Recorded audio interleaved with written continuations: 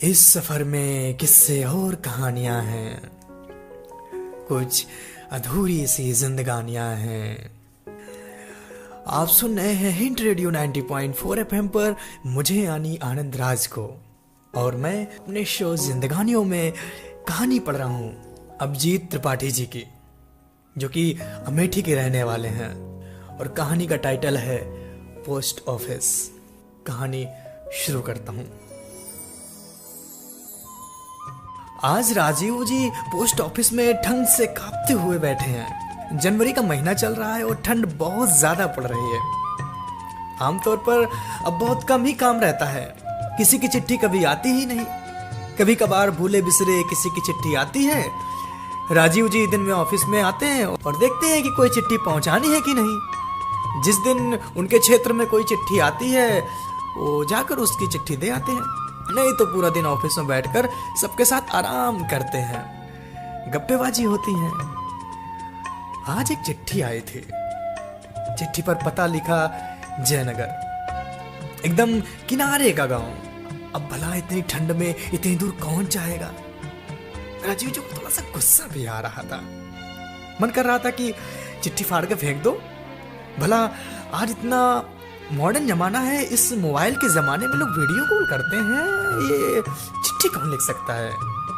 लेकिन चिट्ठी पहुंचाना तो मजबूरी थे ना, इसलिए मजबूर होकर राजीव जी को घर से निकलना पड़ा।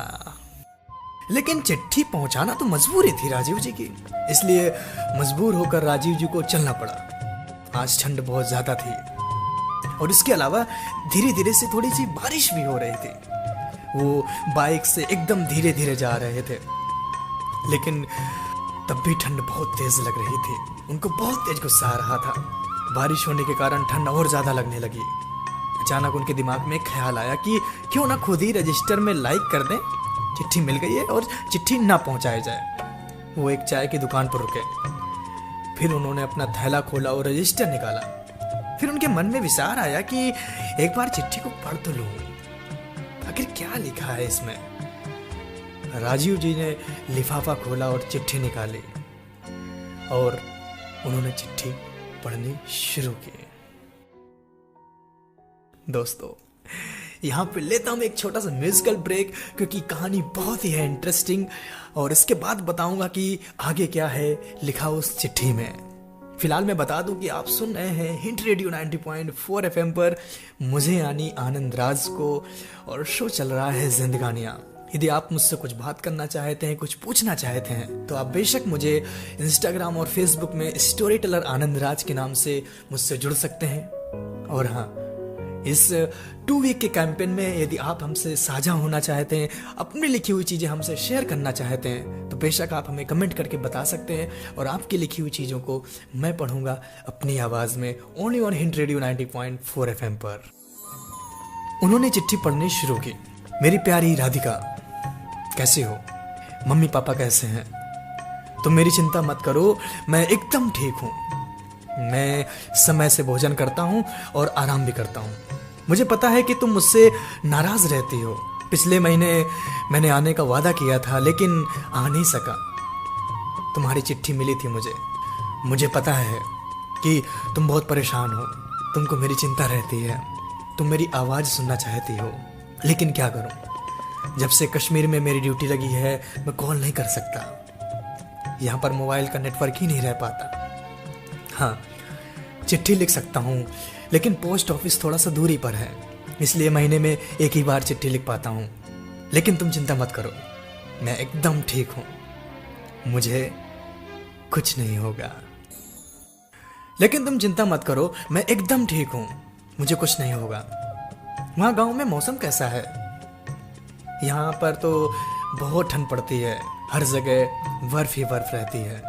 हम लोग बर्फीली हवाओं के बीच में बंकरों में बंदूक ताने खड़े रहते हैं। मैं ठंड से बचने के लिए जैकेट पहनता रहता हूँ, क्योंकि मुझे पता है तुम मुझे डांटकर स्वेटर पहनाने नहीं आ सकती हो। यहाँ पर पूरा बंकर बर्फ से ढक जाता है, बहुत ठंड लगती है। कभी कभी तो हाथ पैर सुन्न पड़ जाते हैं, उंगलियां काम करना बंद कर देती हैं। लेकिन हम बंदूक ताने खड़े रहते हैं ताकि कोई दुश्मन हमारे देश की तरफ नजर उठा के भी ना देख सके और हमारे देशवासी महफूज रहें। पता है, अक्सर बारिश भी होती रहती है यहाँ पर। वैसी बारिश नहीं होती जैसे गांव में होती है।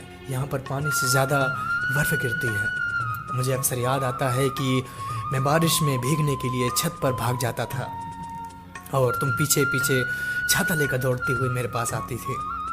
मुझे अच्छा लगता था जब तुम मेरे ऊपर छाता लगाकर मुझे डांटती हुई नीचे लाती थी, फिर तौलिए से मेरा सिर पोंछती और जब मैं शरीर पोंछकर कपड़े बदल लेता था तो तुम मेरे लिए अदरक वाली चाय बना कर लाती थी। याद है तुम्हें? मुझे तुम्हारे गांव की सबकी बहुत याद आती है। तुमने चिट्ठी में लिखा था कि तुम मुझसे बहुत गुस्सा हो। मुझे तुम्हारी नाराजगी का कारण पता है। तुम्हारा गुस्सा होना जायज है, लेकिन मैं क्या करूं? मेरी मोहब्बत तुमसे जरा सी भी कम नहीं हुई है। मैं आज भी तुमसे उतना ही प्यार करता हूं, बल्कि उससे ज्यादा कहीं।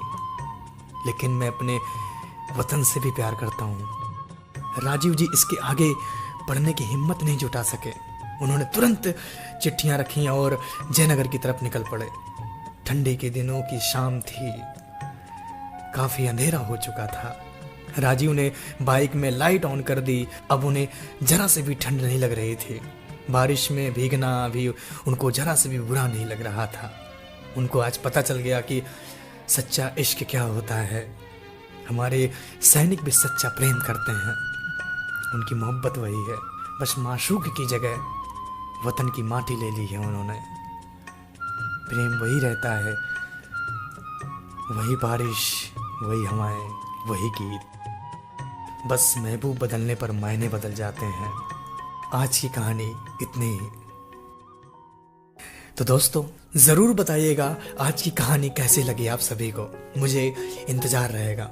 और हाँ, यदि आप भी बनना चाहते हैं मेरे इस 2 वीक के कैंपेन का हिस्सा, तो जरूर मुझे फॉलो करें और भेजें मुझे अपनी कहानियां। पढ़ूंगा मैं उनको आपके नाम के साथ।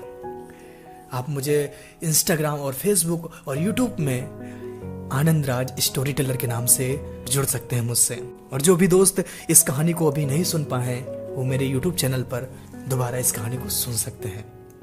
तो अब मैं चलता हूँ, मुझे दीजिए इजाजत।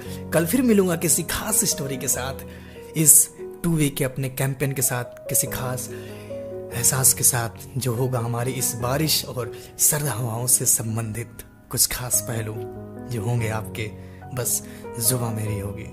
यदि आपने अभी तक मेरे चैनल को सब्सक्राइब नहीं किया है तो उसे सब्सक्राइब कर लीजिए और बेल आइकन जरूर दबाइएगा, ताकि हर एक नई कहानी आप तक बड़ी आसानी से पहुंच जाए। दीजिए मुझे इजाजत। खुदा हाफिज।